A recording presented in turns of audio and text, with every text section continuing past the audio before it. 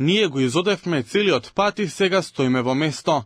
Недостасува вработување и прифаќање од заедницата, вели Жаклина Крстевска, мајка на Стефан, лице со попреченост. Според неа, тој е заборавен од работодавците, општеството и институциите. Стефан има 30 години. Поддршка до овој момент во неговиот живот има само од родителите. Тој се има запишано дури 3 пати во средното училиште за рехабилитација Свети Наум Охридски, само поради социализација. Секоја вечер ја прашува неговата мајка што ќе прават следниот ден. Целата наша борба, значи можам да кажам за нас родителите што сега децата ни се веќе возрастни, беше да не ги изолираме, значи да ги вклучиме во општеството. И сега општеството треба да подаде рака кон нас, затоа што ние 30 години сме воделе борбата.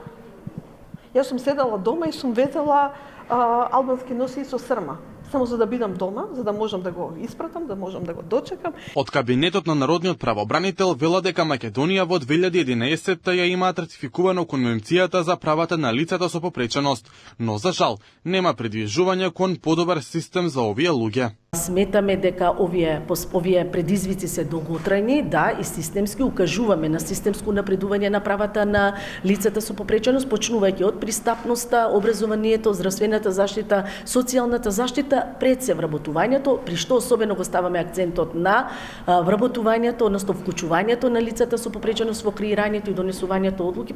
Од организацијата ХЕРА вела дека промената во општеството настанува кога ги слушнеме проблемите со кои секојдневно се соочуваат лицата со попреченост. Секој лице со попреченост, секој човек има права, меѓутоа зборуваме дека треба и да има пристап за да може да ги ужива, да ги реализира своите права. Кога зборуваме за пристап, пристапот значи пристапни објекти, пристапот значи пристапни институции, значи услуги во социјалната заедница.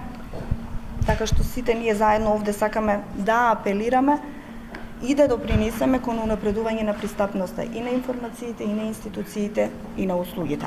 На 3 декември е меѓународен ден на лицата со попреченост. Според последните статистики во Македонија има 10% или околу 200.000 жители кои се со инвалидитет.